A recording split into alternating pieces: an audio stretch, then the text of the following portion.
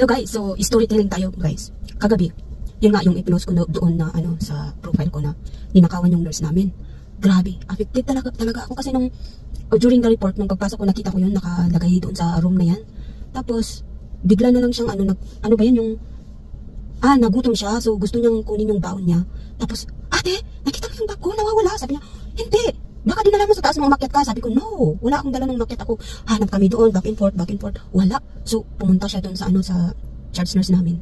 Kinausap pati yung security, pumunta. So, nung tinignan namin, may camera naman doon sa harap niya. Tapos, nung sinabi namin sa security na patingin, tingnan mo doon, baka may possible na kung hindi man gumagaan yung camera na yan, baka andun pa sa ibang hallway. Sabi ko, yun, kahit man lang makita yung yung nakahawak ng gray bag na yan, at least malaman natin kung sino ang nakakuha. Kung, ewan, basta, ayoko nang mag-name names. Kasi, ang hirap, wala kasi kami ebidensya. So, yun nga, grabe. Tapos nung nakita niya yung phone niya, ganun kasi, pag nagtatrabaho ka, talagang focus ka talaga sa trabaho mo, lalo na yung mga nurses. Kasi ang dami nilang ginagawa. So, yun nga, nung tinignan niya yung phone niya, naka-receive siya ng maraming notification na alert from the bank, sa bangko niya, na may nag-withdraw, may nag-tap, ayun. Tapos, oh my God, kailangan mong i-block yung mga phones mo na yan. Tapos, sabi niya, ate, yung susi ko, dalawa pa naman ng susi nandun. Sabi niya, tapos bago pa yung sasakyan, syempre, parang magka-alburuto na siya dun.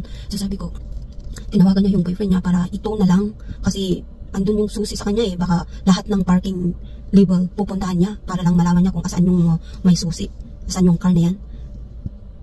Pasalamat naman sa Lord kasi nung pumunta yung boyfriend niya doon sa kung saan niya nandun pa rin yung sasakyan. Kaya minabuti na lang na ito kasi nga walang susi, wala silang extra kasi dalang-dala niya, nandun lahat sa bag And then pinatulang yung boyfriend at saka doon na lang inilagay sa itinago kasi nga baka balikan nga kasi nandun yung mga license and all the addresses is there. So ganun nga ang nangyari. And then nung nalaman na namin na nung nag-search na yung security, hindi talaga gumagana yung camera na yun because that is a new flex na kay puput up lang nila. So, hindi gumagana. Although, may ilaw naman na parang yung red siya, pero hindi gumagana. Buisit na camera yan.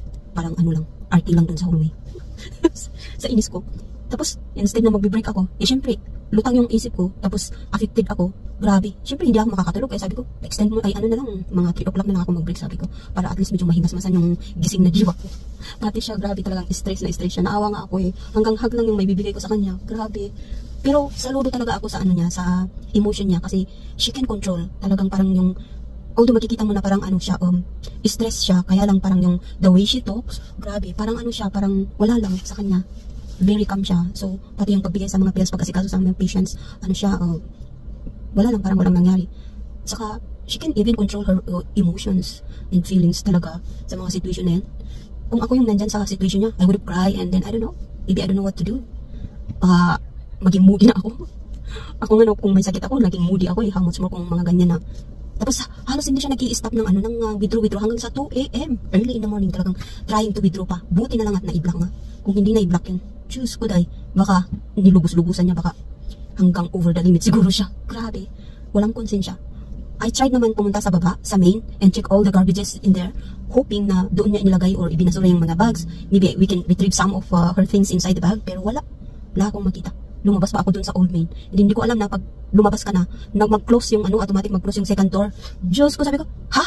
Close? Buti na lang at nandun yung security, pinapanood siguro ako. So, hello, sabi niya, can you open the door? Sabi ko. So, inopen naman niya. Nakapasok ulit ako, please. Ay, nako. Kung walang security dun na nanonood sa akin, baka ako, nilamig ako dun.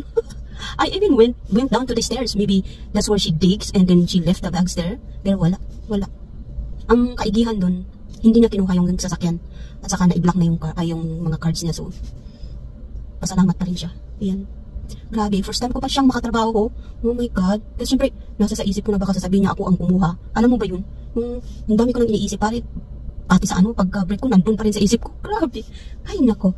Yung mga magnanakaw na yan, natamad na magtrabaho. Tapos kung talagang magnanakaw ka talaga, yung nasa isip mo, pag tingin mo pa lang dun sa bag, talagang balak mo talagang kunin. Kunin mo talaga yun. Grabe, sobra.